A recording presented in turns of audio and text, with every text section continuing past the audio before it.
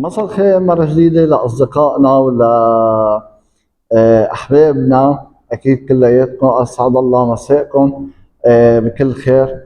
اليوم إدارة نادي الرياضي بيروت أقيمت تهنئة عند الساعة 5 مساء لل7:30 تقريبا، ويلي كان أبرز الحضور اللي هو إدارة نادي الرياضي بيروت كاملة، واللي أبرزهم كان الحاج مازن طبارة، البريزيدون كمان تمام الجرودة، والأستاذ جوطة شاكر، والأستاذ حسن شاكر، والأستاذ أحمد شاكر، وأكيد جميع أعضاء الإدارة.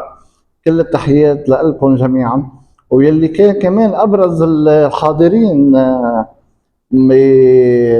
الوفود اللي اجت، اللي هي البريزيدون رقم حداد، رئيس نادي الحكمة الحالي، يلي اكيد بنوجه له كل الحب والاحترام والتقدير له، يلي بحضوره اكيد شرف النادي. كمان ابرز اللي الحاضرين كان